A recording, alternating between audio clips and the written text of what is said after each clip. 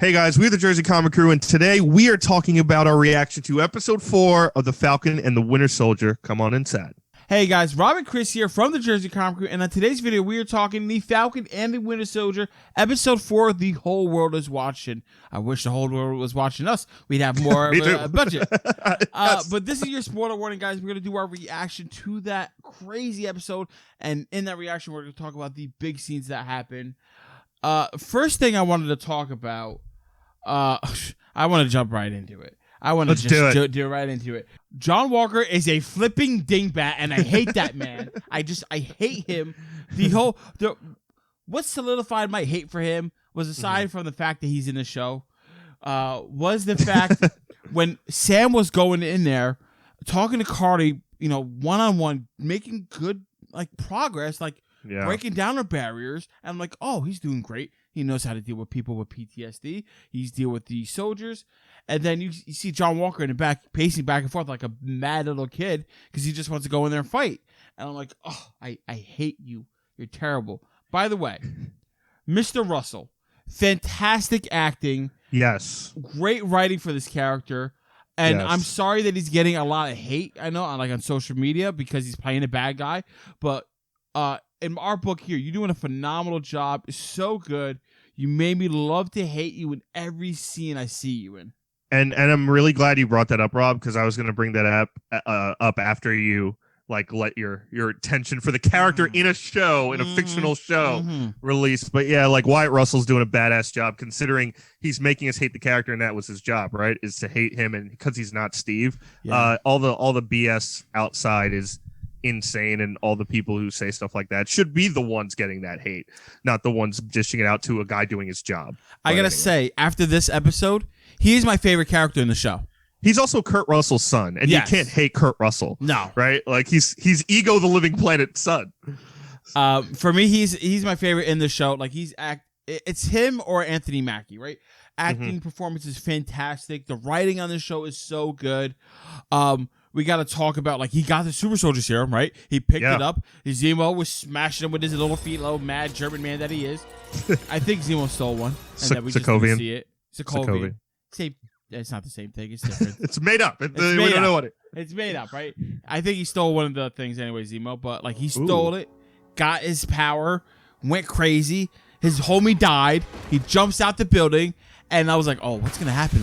The music gets tense. I don't know if you picked up on this. But when he runs up, and I was like, oh, he's going to slap him. He threw the shield, aggressively to this man's back. I was like, oh, he's paralyzed. I was like, that's it. I was How did he not get chopped in half? I was like, that's he broke, I didn't think it was going farther than that. And I'm like, oh, great. He's cowering on the stairs. I was like, John, what are you doing? What are you doing? And the shield smashed on the face, and he killed the man. The blood on the shield, the great silhouette shot we get, and the disgust that brewed in my body. Oh my God, I love to hate it. Cue up The Simpsons. He's already dead. Dude, it was brutal. Huge prop to Marvel for going that dark. I didn't think they were going that dark. On Disney Plus, yeah, it's brutal. And again, we kind of been talking about this off air too. I think this is the clear vision of, John Walker is kind of what America is in reality. And Steve was what we all want America to be, right? And I don't want to agree to that, but I might have to. It's Steve is kind of that ideal, that perfection, that he's always going to stand back up and do what's right, no matter how hard it is. A la Endgame by himself before the On Your Left scene. And John is kind of that, no, this is the reality of this country and what's going on in the turmoil, even within himself, right? We saw him throughout this episode, kind of having these tweaks and twinges. Yeah, so I thought he had the super soldier serum, and he didn't reveal it, kind of deal, right? And then when he fought the Dora Milaje and they just slapped my man, which was a great scene in itself, and you saw him get so upset because they weren't even super soldiers and they just destroyed him. I was like, oh, what in his life caused him to be this angry to ticks? And I'm sure it's that what Lamar was bringing up, right? His friend Battlestar, about the things that he had to do in Afghanistan. But he seriously messed up. And I thought he was because of a serum, but we got confirmation it wasn't. He didn't have it till the end of this episode.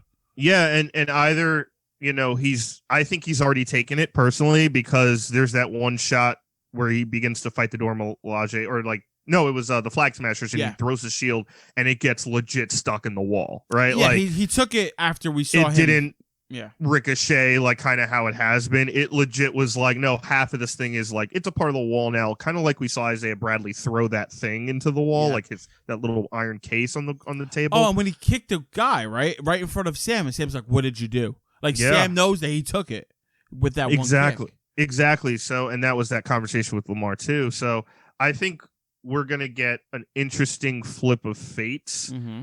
And you brought up that scene where Sam's talking to Karli and trying to talk her down and just kind of say, "Hey, look, I'm just here to have a conversation." And obviously Sam wasn't lying until, John Walker comes in and ruins the whole thing, which we kind of knew was going to happen. But two questions for you. I think number one, with Sam's character, I agree. Sam's amazing in the show. Sam in this show to me is showing more and more Cap qualities as he goes on, right? He's not looking for a fight. If you notice, he's not even in his Falcon suit until the last act of this episode. Yeah. And he's just in normal street clothing and just trying to find this girl to help her. He's the one saying, "Listen, she's just a kid. I can reach her. She just lost the person she loves. I know how to deal with this stuff. I've dealt with this stuff. I've been to war before I was an Avenger. I was a human being in the military myself." And his contrast seems to be more of like, hey, this guy's kind of becoming Cap more and more every time we see him. The conversation with Karli, to me, was the best part of the episode, where he's just talking to her and she's explaining to him stuff, and she's not wrong necessarily, right? It's her ideas aren't wrong. It's just how she's carrying them out. And I think that's a huge focal point that this show is undertone touching upon. It's your ideas may not be wrong, but that doesn't matter if you don't carry them out the correct way. So is your how question that affects to people. me, do I think Sam is like becoming Captain America? Is that what you're trying to ask? Do you think Sam is kind of will become Cap at the end of this season show? Okay. We think there's going to be maybe another 2 seasons. And also, do you think Karli is going to slowly come back to being the remorseful character as John Walker slips more into darkness? Okay. So going on to the part with Sam first. In the comics, it happened, I think, back in 2014. I was just talking to my friends about this. Yep. Falcon actually disassociated himself with the U.S. government and S.H.I.E.L.D. because he felt like Captain America wasn't doing the social work that he needed to do to be a man of the community. And his actions in this episode and how he's talking to Karli very much shows that like he cares about the community, right? So I can kind of see that parallel. Do I think by the end of this show or this season he's going to be Captain America? Not this season. If they do multiple seasons, then yes. If they don't do multiple seasons, just this one season, maybe in another movie. I do see him taking on that mantle. I think he'll do really well. Now, to talk about the Karli aspect that you mentioned. Do I think Karli is going to be, kind of like go to the light side, if you will? Going to have that remorse. We see how dark that John Walker's going. I do think that we're going to get that, but I got to say, I'm a little disappointed with the Flag Smashers. Mm-hmm. There's supposed to be this big terrorist organization, right? And they're all these super soldiers, and it kind of just feels like it's a girl with her friend, and they're like causing chaos to like, as an outcry, as a call to attention, instead of like, oh, we have this mission. And I don't know if that is because that she's a young girl and that's how I'm perceiving it, or if it's just that we're not seeing that part of it. I feel myself being so much more drawn to how John Walker's going to react to these situations than how Karli is doing this. But I do love the Karli-Sam interaction and the debate of ideas, and maybe that's kind of the direction they're taking that character. I do want to see where her story goes, but I don't think she's going to become like a big bad villain at the end of this. I don't think so. No, I don't think so either. And I think part of it is the point, right? They're kind of this ragtag team of people she was close to and friends. Like she even mentions in this episode, like, if I was born or brought up somewhere else, I probably would have been brought up to hate people who look like you, or never would have, or regardless of that, never would have allowed myself to open myself up to be friends with different sorts of people. And that aspect is also telling you like, yeah, this is kind of like a ragtag friendship group of people who have this kind of overall goal, but don't really know how to get there or what they're doing. Some of it's random, right? Like she doesn't mean to kill Lamar in that scene, right? She kicks the shit out of him and his heart stops in his chest. That was her overexerting her power based on her anger and rage. Now she has to react to that, right? That's why she runs away. You know, stuff before that, she's blowing up stuff, she's destroying stuff. You know, that's anger and pain and rage. But is there an overarching issue, right? And she also has the power broker on her ass. Yeah. So that's going to be another thing we're going to see. But yeah, I agree with you. It's a little... It feels a little messy, right? It doesn't feel like they have a clear-cut goal. Like, hey, we need to destroy the moon base, right? It's a crazy thing here. It's like, okay, Taurus. We need to start creating chaos. Like, it feels like they're trying to create chaos, but they also feel like a group, like they're trying to rebel. It just doesn't connect as well as I would like. All right, here's another thing I want to talk about a little bit about. Bucky. So Bucky took a step back in this episode. Obviously, this was more of a Sam heavy episode, but we did see him getting healed from the mind juju that was the Winter Soldier in him from AO back in Wakanda, and we did see that when the Dora Milaje was fighting in that funny yet cool scene, AO was able to hit his body in a couple ways to detach his arm. It literally that was awesome. Disarmed him. And I just thought that was really cool, but it's also like dangerous that they could do that. You know what I mean? Well, with Wakanda, it makes all the sense in the world, right? They're not just going to give you their main resource of vibranium, regardless if you're the Winter Soldier or not, without a failsafe in place, which I thought was a brilliant just little touch of like, nope, boom, boom, boom. It reminded me of the 5-fingered death trap from Kill Bill that she does on Bill's chest. Oh, it reminded me where his heart explodes. The thing from Kung Fu Panda, where they hit them and they couldn't move. I love how it's like, it reminded me of a child's film. It reminded me of the most adult film Tarantino ever did. But yeah, no, absolutely. It reminded me of like, so is Kill Bill. But that was cool. And yeah, that beginning scene obviously is probably one of the best moments I've seen in a Marvel anything. As far as... See, I liked it, but I wouldn't go that far. Oh, I loved it. I as far as seeing all those trigger points and all of the... You've never seen Bucky let go, right? Like Bucky is the most intense character the MCU has. He's wound like a knot. He is no emotion. He is stoic. And to see him like break down and cry in that moment of freedom, that was like good. That's bigger than what the scene's giving us, right? Like that's a bigger moment than what the scene's giving you. Like you're talking 100 years of torture, 100 years of mistakes, 100 years. We even saw a little bit of that in the beginning of the show with his friend Yuki, where he's like, he knows he killed his son. How is he going to make amends with this guy? He can't check him off the list until he tells him, basically. But he also doesn't want to break kind of the only friend he has in the world left. But that moment of AO just freeing him of that mind control, where he now has the ability to be like, oh my God, I get to choose who I want to be and what I want to do and all this. That was a huge moment to me. Especially since if you timeline that happens basically a couple months right before Infinity War.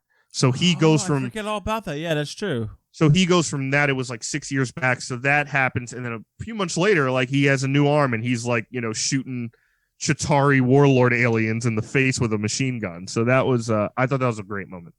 Last thing I want to talk a little bit about is Baron Zemo, right? Awesome. He always seems like he's a step ahead. Like he slipped away when the Dora Milaje was fighting everybody. El Chapo'd? Yeah, he out Chapo'd. He definitely, as much as he's all talk, like I hate super soldiers and stuff like that, I can't imagine that he did not take a super soldier serum. So unless he picked up a vial, like obviously does he have it in the comics? Is Baron Zemo super strong in the comics? He's very strong and very intelligent. He also has a sword, like a old school Baron. Yeah, but he's not a super soldier. So I don't know. It's hard for me to believe that he took it because on one side he has all this hatred towards it, right? Like half of the reason he's doing this is because we can't have another super soldier and all these ideals. And do you want to? He says it right. Do you want another Red Skull in your hands? Do you want another, non-Steve Rogers or another Karli or another, John Walker? He hates the aspect, but the other side is obviously the Zemo hasn't hesitated. And that's something they've done really well in the show, where every time Zemo does something, there's no hesitation. True. When he looks at that serum on the floor, there's a hesitation. right? And that because gives you know, the there could be, audience like, pause. a god. Like you could grab that and become a god, and like at that temptation, Exactly. you know, would make anybody waver. Yeah, and unless it's, you know, he's stamping that stuff out, unless it's he grabbed a vial while the shot goes back to Karli cowering behind that, you know, block between them. I don't know. I don't think he has it, but man, what a twist would that be if he did. Before we go, I want to touch real quick on Sharon Carter. We saw Sharon Carter get a call from Falcon needing help. She was tracking Walker by satellite because apparently in the 5 years she's a fugitive, she has a couple of satellites. Strange. How did she have so much power? Huh? A lot of power with her. That's not a word used in superheroes things all the time. Yeah. So I was like, she didn't have a really big thing here, but like they're just giving me a lot of evidence that like Sharon Carter's bad. So I like maybe she's the power broker, maybe she's just bad. It's kind of hard to be like, oh, Sharon Carter just has all this stuff, because then it's like, oh, Falcon, you made this character pretty much a plot device for Falcon and Winter Soldier, right? It's like, oh, they need this, go to Sharon Carter, just make it easy for them, and that just like I feel like would cheapen the show, but that's just me. So me thinks me got a little bit of a theory going on with her. You thinks you got some theories. Me thinks me got a theory. And so at the beginning I really thought Sharon was the power broker seeing her. She gets in that like limo car service thing at the end of the last episode, and it's very much like, oh, she's clearly got some connections. She got some, yeah. And now I'm starting to shift of thinking she's the power broker to thinking she's working directly for the power broker. Like she's the power broker's for the power broker. number one hand, like right hand woman. Oh, and okay. I can see that. I think the MCU has a massive opportunity with the power broker and making it a legitimate character going forward, because in the comics he's kind of like this gangster nobody, right? There's two of them. One's named Curtis Jackson, the original one. No, not 50 Cent, but it's Curtis Jackson, the original one. He's kind of a nobody, like mobster, which if you think mobsters in Marvel, right, you think Kingpin, you think Hammerhead, you think all these like Spider-Man, Daredevil villains in New York. Power Broker doesn't really come across as that sinister. And I think they have a big opportunity here with a couple characters. Number one, I'm thinking mutants, right? We're in Madripoor. So just so I'm following your crazy train correctly. Yes, I have a very crazy train. You're saying the power broker. Your fun theory is that the power broker is actually another character from the comics who just has this role instead of and who we might have not seen yet. That we might have not seen yet. Okay, so you don't think it's like the power broker, actually the power broker from comics. You think that's a name given to a known character already. Okay, so who do you think it's an alias for the real named character. So I think the possibilities, I have two right now. Number one is Mr. Sinister from X-Men. From X-Men? Yes. No, are you crazy? So Mr. Sinister, if for those who don't know, in the X-Men, he's a geneticist. He's immortal. He kind of figured out like the eternal life equation within science. What is the super soldier serum? It's pure scientific genetic makeup. If there's anyone in the Marvel Universe that could kind of figure that out, it would be Mr. Sinister. Now, Madripoor is obviously, as we know, a massive city that mutants are in, mostly Wolverine, Kitty Pryde, people like that. But why wouldn't Mr. Sinister be in Madripoor? That's a city where he would thrive. He could do anything he wants. He's massively rich. He doesn't die. He tests subjects all the time and is kind of trying to connect the dots with different genomes. He likes to splice stuff. He tries to make like ultimate mutants, right, in the comics. Yeah, okay. So I can see your it's a little bit of a stretch. It's a little bit of a stretch. It's more of a stretch than Mr. Fantastic, but I got you. What's the other one? Yeah, Mr. Fantastic's not the power broker. No, the other power broker. I said it was more of a stretch than Mr. Fantastic. Oh, got it. Just got it. Stretch. Pun. Got it. Okay. I know comics people. Not all of us can be the smart one. You are right about that. So the second one right now is the Mandarin. Now the Mandarin is someone we've been kind of hearing in the background. Obviously, Iron Man 3, the big kind of Ben Kingsley shift, whether you like that or not, mentions him. We also know the 10 rings have existed since Iron Man 1, right? That's the kind of terrorist organization that captures him. They're obsessed with power. They're obsessed with control. The actual Mandarin could easily be the one controlling all of Madripoor, and that would tie in easily to Shang-Chi. Perhaps the serum that he's testing with, the Cap serum or whatever, he's testing on people that might be in the tournament that Shang-Chi enters. It could have to do with something like that.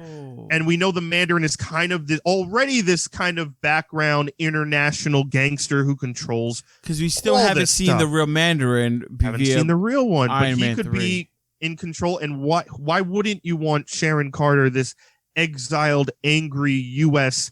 agent who was connected to basically the highest point of U.S. military and SHIELD and can infiltrate all these things, and 2 satellites she mentions? There's a lot there that points to the Mandarin as well. I like that theory. It's still a stretch, but Absolutely. It's a little bit more plausible than the Sinister one. I think it's pretty cool. But guys, we want to hear your thoughts down in the comments below. What did you think of the Falcon and Winter Soldier episode 4? Seeing John Walker just go berserk with the blood on the shield, I'm sure that left a deep memory in your mind. Let us know. And guys, thanks so much for watching. Give us a thumbs up, really helps the channel out a lot. If you're brand new, subscribe, turn on the notifications, share. You don't want to miss anything else of the Falcon and the Winter Soldier. And as always, I'm Chris Heller. That's Rob Moran. We're the Jersey Com Crew, and we'll see you next time.